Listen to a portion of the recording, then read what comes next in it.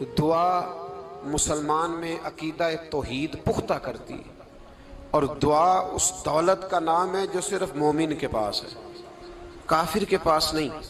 نبی پاک علیہ السلام نے فرمایا الدعاء صلاح المومن، دعا مومن کا ہتھیار ہے، کافر کے پاس یہ ہتھیار نہیں ہے۔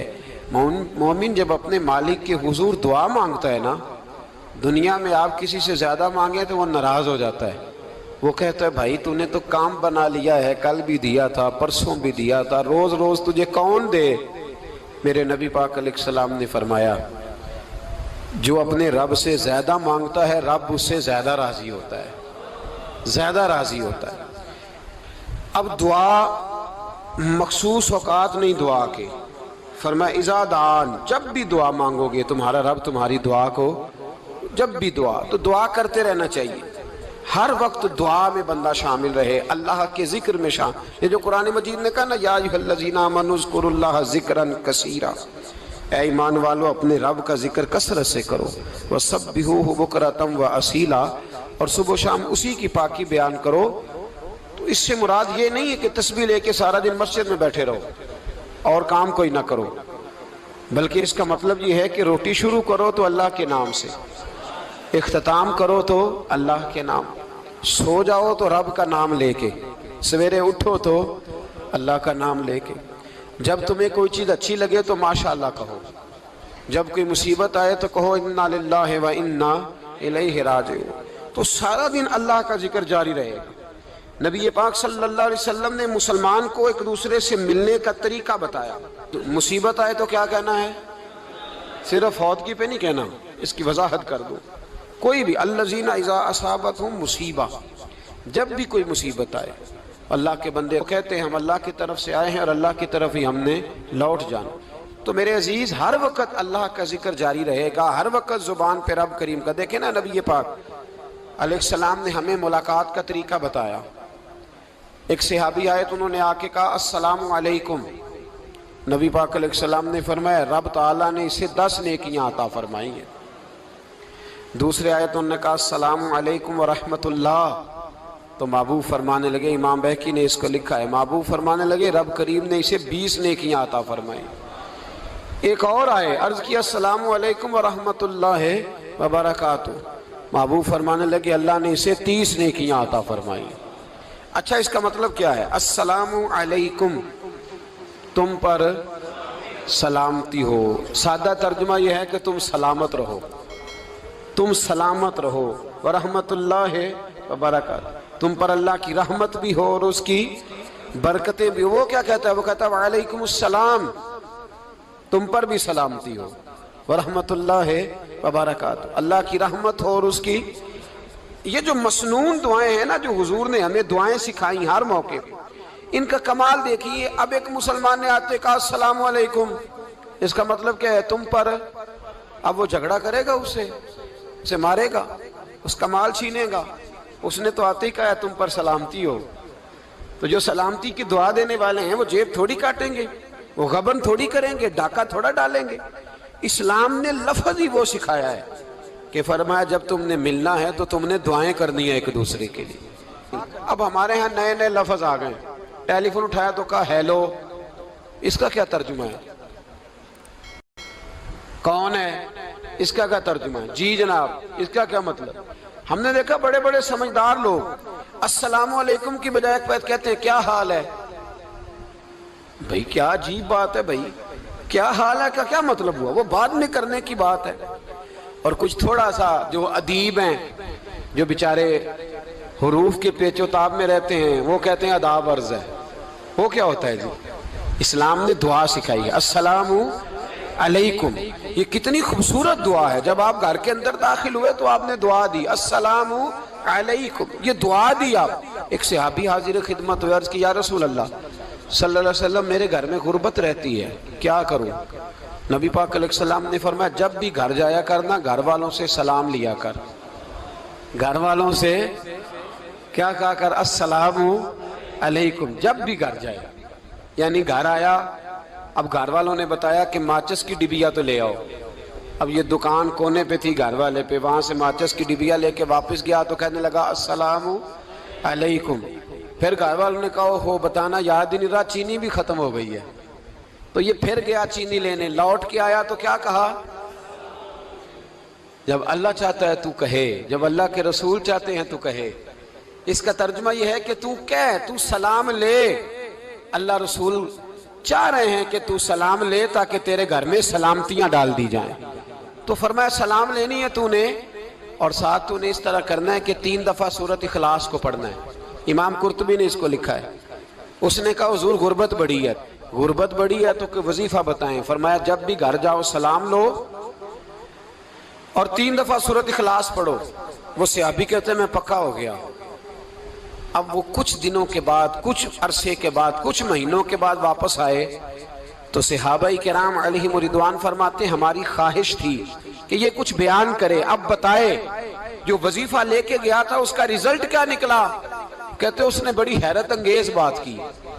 حیرت انگیز عجیب انداز میں. کچھ لوگوں کا دل ہوتا ہے نا کہ مجھے ملے میرے پڑوسی کو نہ ملے، اور کچھ کا دل ہوتا ہے یار مجھے بھی ملا ہے اور الحمدللہ میرے پڑوسی کو ملا ہے. تو صحابی جب حاضر ہوئے تو صحابہ کہتے ہیں ہمیں تجسس تھا کہ یہ کچھ بتائیں. تو حضور نے فرمایا کیا حال ہے تیرا؟ کہا یا رسول اللہ کمال ہی ہو گئی ہے حضور، میں جب بھی گھر جاتا ہوں سلام لیتا ہوں اور 3 دفعہ سورۃ اخلاص پڑھتا ہوں. میں تو امیر ہو ہی گیا ہوں، میرے تو ہمسائے بھی امیر ہو گئے. کتنا پیارا ہے یہ جملہ، کتنا حسن ہے. اتنا اچھا لفظ کسی اور کے پاس ہے ہی نہیں جو الفاظ ہمیں ہمارے رسول نے عطا فرمایا. اس کو اپنائیے، اس کو اپنائیے. یہ الگ بات ہے کہ لوگ مطلب کے لیے سلوٹ کر لیتے ہیں بڑا سارا، لیکن مطلب کے لیے نہیں. جس کو جانے اس سے بھی سلام لیں، جس مسلمان کو نہیں جانتے اس سے بھی. تو نبی پاک نے ہمیں مسنون دعائیں سکھائیں. رات کو جب سونے لگیں اللہ کے رسول صلی اللہ علیہ وسلم نے ہمیں دعا سکھائی. حضور نے فرمایا جب سونے لگو تو مسلم شریف میں فرمایا تم نے یہ دعا پڑھنی، اللہم باسمک اموت و احیا. تم نے کہنا اے اللہ میں تیرے نام پر مرتا ہوں اور تیرے نام پر جیتا ہوں. نبی پاک صلی اللہ علیہ وسلم نے ایک حدیث میں فرمایا کہ یہ جو نیند ہے نا یہ موت کی چھوٹی بہن ہے، یہ موت کا ایک حصہ ہے. جس طرح انسان سو جائے تو کوئی خبر نہیں ہوتی کیا ہو رہا ہے، بالکل وہ اٹھا ہے تو اس نے کہا ہو یہ کیا ہوا. سو جاتا ہے نا آدمی، اسے خبر نہیں ہوتی. اوہو میں نے تو 11 بجے اٹھنا تھا، یہ تو 3 بج گئے. اب اسے خبر نہ رہی. سوتے ہوئے لوگ چوری کر لیتے ہیں. بلکہ اس طرح بھی ہوتا ہے کہ آدمی نے گکھڑ اترنا تھا، وہ پنڈی سے آ رہا تھا لیکن وہ سویا ہوا تھا. آنکھ تب کھلی جب کاموں کی آ گیا تھا. اب اس کا اس پر زور، تو فرمایا کیا پتا اب تو کھل گئی کاموں کی، جا کے لاہور جا کے کسی جگہ پہنچ کے تو یہ بھی ممکن ہے کہ کھلے ہی نہ، نیند ہی موت کا سبب بن جائے. تو کہہ کے سو کہ یا اللہ تیرے نام پہ سو رہا ہوں. اللہ کس نام پہ سو رہا ہوں؟ یار اگر ہم ان دعاؤں کا حسن سمجھے مت، اللہم باسمک اموت و احیا، یا اللہ میں تیرے نام پہ سوتا ہوں اور تیرے نام پر اٹھتا ہوں. گویا کہہ رہا یا اللہ میری نیند بھی تیرے فضل سے ہی ہے، اور اگر آنکھ کھل جائے تو وہ بھی تیرے فضل سے ہی ہے. کتنا اعلیٰ نبی پاک علیہ السلام نے انداز سکھایا. اور پھر بخاری شریف میں حدیث موجود ہے، فرمایا جب اٹھو تو کہو الحمدللہ الذی احیانا احیانا بعد ما اماتنا والیہ النشور.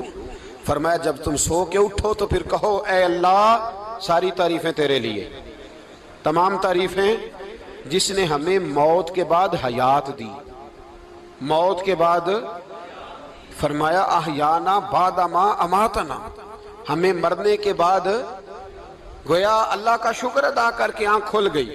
دیکھیں کس طرح اسلام مسلمان کو اللہ کے ساتھ جوڑتا ہے. فرمایا شکر کر، آنکھ کھل گئی. کہ یا اللہ تیرا شکر ہے تو نے موت کے بعد ہمیں دوبارہ حیات عطا فرمائی، یہ شکر ادا کرو. گویا تم یہ نہ کہنا کہ میں اٹھ گیا ہوں تو میرا کمال ہے، یہ نہ سمجھنا میں اٹھ گیا ہوں تو میں بڑا پابند ہوں، جب میں ارادہ کر لوں کہ میں نے 11 بجے اٹھنا ہے تو پھر میں اٹھ جاتا ہوں. یہ نہ کہنا کہ یہ الارم بڑا اچھا ہے، یہ مجھے اٹھا لیتا ہے. ذہن کے اندر خیال کر کہ نیند تو موت کی طرح تھی، یہ جو میں اٹھ گیا ہوں تو اپنے رب کے فضل سے اٹھا ہوں. جو میں اٹھ گیا ہوں، جو ابھی اٹھے ہیں وہ تو بول دینا کم از کم کہ میں اپنے رب کے فضل سے اٹھ گیا. تو دعا سکھائی. پھر دیکھیے نبی پاک صلی اللہ علیہ وسلم نے فرمایا جب تم بیت الخلاء میں جاتے ہو نا، واش روم میں جاتے ہو، تو گندی چیزیں ہوتی ہیں وہاں، شیطان ہوتے ہیں، جنات ہوتے ہیں، یہ گندگی پہ ہوتے ہیں۔ جب تم واش روم جاؤ، بیت الخلاء جائے، تب بھی دعا مانگو۔ کیا دعا مانگو؟ وہ دعا بھی نبی پاک صلی اللہ علیہ وسلم نے ہمیں تعلیم فرمائی اور بخاری میں ہے، کہا پڑھا کرو، اللہم انی اعوذ بک من الخبث والخبائث۔ کہو اے اللہ، ناپاک چیزوں سے میں تیری پناہ مانگتا ہوں، وہ نر ہوں یا مادہ ہوں۔ اللہ میں تیری پناہ مانگتا ہوں۔ واش روم کے اندر بہت ساری بری چیزیں ہوتی ہیں، جوان میری بات پر توجہ فرمائیں، وہاں بہت ساری گندی چیزیں ہوتی ہیں۔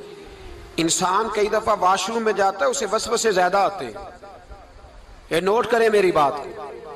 اصل میں نا ہم بات ڈھونڈ رہے ہیں علاج اپنی بیماریوں کا، حالانکہ علاج تو سارا مدینے والے رسول کے پاس موجود ہے، محبوب کے پاس ساری دوائیاں ہیں۔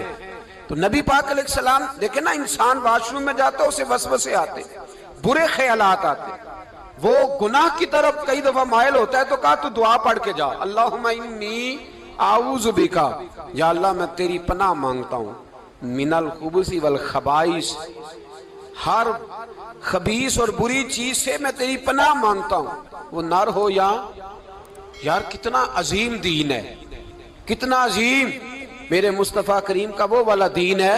اصل میں اللہ کرے بی اے پاس بچے کو بیت الخلاء کی دعا بھی یاد ہو جائے، ایسے یاد ہو جائے، اور اس کے ماں باپ سمجھ لیں کہ جوان ہو گیا ہے، تو اب ہو سکتا ہے اس کی طرف شیطان حملہ زیادہ کرے، اسے خراب کرنے کی کوشش کرے، تو لہٰذا اسے دعا سکھائی جائے تاکہ اس کو پہلے سے پتا ہو کہ میں نے اس بے ایمان سے بچنا کس طرح سے۔ اب آپ دیکھیے نبی پاک علیہ السلام نے ہمیں دعا سکھائی، مصنف ابن ابی شیبہ میں۔ کون سی دعا؟ واش روم سے نکلنے کی۔ اللہ اکبر، بڑی زبردست دعا ہے، بڑی زبردست۔ آپ یقین کریں اس ایک ایک دعا پر ایک ایک پورا بیان ہو سکتا ہے، ایک ایک۔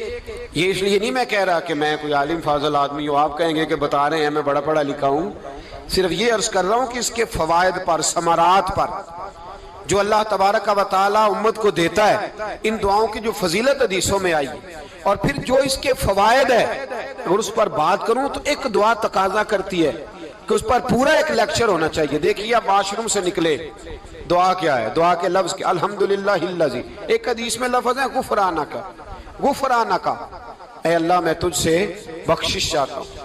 اور جو مشہور اور معروف ہے مصنف ابن ابی شیبہ کی روایت، فرمایا الحمدللہ الذی اذھب عنی العذاب وعافانی، فرمایا اے اللہ تیرا شکر ہے۔ واش روم سے نکلا ہے تو کہہ رہا یا اللہ تیرا شکر ہے، تو نے مجھ سے اذیت دور کی، وعافانی، اور تو نے مجھے عافیت عطا کر دی، اذیت دور کر دی اور عافیت۔ بولیے، واش روم سے نکلا ہے تو کیا کہتا ہے؟ یا اللہ تیرا شکر ہے، تو نے مجھ سے اذیت دور کر دی اور مجھے عافیت۔ ڈاکٹر حکیم ہومیوپیتھک ایک چیز پر متفق کم ہوتے ہیں، پتہ ہے نا آپ کو، لیکن اس بات پر سب کا اتفاق ہے کہ اگر کسی کو قبض ہو جائے نا تو شاید 70 یا 72 بیماریاں لگ جاتی ہیں اس کو۔ اور جب آدمی کو قبض ہوتی ہے نا، پیٹ کے اندر فضلہ جم جاتا ہے، خارج نہیں ہوتا، اس کو اعصاب کی بیماری ہوتی ہے، اس کے ذہن پر اثر ہوتا ہے اس چیز کا۔ آپ یہ مت سمجھیں کہ کھانا کھانا یہ ایک کمال ہے، اللہ نے یہ بھی نعمت بنائی ہے کہ کھانا جب خارج ہوتا ہے تو وہ بھی اللہ کا بہت بڑا احسان ہے۔ تو فرمایا تو سمجھا ہی نہیں، اگر تجھے قبض ہو جاتی، تیرے پیٹ کے اندر وہ چیز جم جاتی، تیرے لیے کتنی تکلیف کا باعث تھی۔ ان لوگوں سے پوچھئے جو اس کے بیمار ہیں، اس کے مریض ہیں، وہ کتنی تکلیف میں رہتے ہیں، سر میں درد ہوتا ہے، سر چکراتے ہیں۔ ایک بہت بڑا روڈ ایکسیڈنٹ ہوا تو ڈرائیور سے لوگوں نے پوچھا کہ مسئلہ کیا ہے، تو کہنے لگا میں قبض کا مریض ہوں، تو میں کھانا کھا لیتا ہوں تو میرے ذہن پر وہ اس قدر زیادہ گیس کا غلبہ ہوتا ہے کہ میں سخت تکلیف میں ہوں۔ نبی پاک علیہ السلام نے ہمیں سمجھایا اور بتایا کہ سمجھ لو یارو، کھانا کھانے کی نعمت تو اللہ نے تمہیں عطا فرمائی ہے، لیکن کھانا کھانے کے بعد اس کا اخراج بھی اللہ کی بہت بڑی نعمت ہے، تو اللہ کا شکر ادا کرو۔ پھر جب آپ گھر سے نکلیں گے تو بھی اس کی دعا ارشاد فرمائی، بسم اللہ توکلت علی اللہ، اللہ کے نام سے گھر سے نکلتا ہوں اور میں نے بھروسہ بھی اللہ کے نام پہ کیا۔ جب گھر سے نکلیں تو کس کے نام پہ بھروسہ کریں؟ بولیے حضرت رابعہ بصریہ رحمت اللہ علیہا، آپ تشریف لے گئیں حج کرنے، جس دن واپس آئیں اپنا اونٹ کہہ گئیں جاتی دفعہ، کہنے لگی اللہ میں تیرے حوالے کر کے جا رہی ہوں، اور بسم اللہ توکلت علی اللہ، بھروسہ بھی تیری ذات پہ ہے۔ جس دن واپس آئی نا اسی دن کسی نے بتایا کہ اماں آج ہی تیرا اونٹ مر گیا ہے، تو اونٹ کے سرانے کھڑی ہو کے کہنے لگی مولا میں تو تیرے نام پہ تیرے پہ بھروسہ کر کے گئی تھی، تیرے حوالے میں تو تیرے گھر گئی تھی۔ تو لوگ کہتے ہیں اماں کے منہ سے لفظ نکلے تو اونٹ زندہ ہو کے کھڑا ہو گیا، کھڑا ہو گیا ہوں۔ تو اماں کہنے لگی نہیں تمہیں ہی غلطی لگی ہے، مرا ہی نہیں تھا، پہلے سے ہی موجود تھا، گویا اپنی کرامت بھی نہیں ظاہر ہونے دی۔ تو بھائی گھر سے نکلیں تو کس لفظ پر کہ یا اللہ میں تیرے بھروسے پہ نکل رہا ہوں، میں اس کے دو فائدے ہوں گے، ایک تو آپ اللہ کی امان میں جا رہے ہیں، اللہ کی امان میں آ رہے ہیں، اور دوسرا جس گھر کو آپ چھوڑ کے جا رہے ہیں اسے بھی اللہ کی امان میں دے کے جا رہے ہیں۔ تو کتنا لذت والی دعا ہے جو نبی کریم علیہ السلام نے ہمیں سکھائی۔ اب ذرا حدیث سنیں خوش ہو کے، دیکھیں حضور نے دعا سکھائی، فرمایا جب دیکھ لو نا کسی کو ہنستا ہوا، کیا کرتا ہوا؟ ماشاءاللہ آپ تو ہنسنے لگے۔ جب کسی کو ہنستا ہوا دیکھو تو کہا کرو اضحک اللہ سنک، یہ دعا یہ بخاری ہے، فرمایا دعا مانگا کرو جب کسی مومن کو ہنستے ہوئے دیکھو تو دعا مانگو اضحک اللہ سنک، اللہ تجھے ہنستا ہی رکھے، اللہ تجھے، بولیے جل نہ جایا کرو کہ میں پریشان ہوں تو یہ ہنس کیوں رہا ہے، جھلا نہ کرو، بلکہ کیا کہا کرو اللہ تجھے ہنستا رکھے، اللہ تجھے۔ نبی پاک صلی اللہ تعالیٰ علیہ وآلہ وسلم نے فرمایا، ترمذی میں حضرت اسامہ بن زید رضی اللہ تعالیٰ عنہ سے حدیث مروی ہے، حضور نے فرمایا جس نے کسی کے ساتھ احسان کیا اور جس پر احسان کیا، اگر اس نے یہ دعا پڑھ دی نا جزاک اللہ خیرا، تو فرمایا اس نے اللہ کی بھی پوری حمد کر دی اور محسن کا صحیح شکریہ بھی ادا کر دیا۔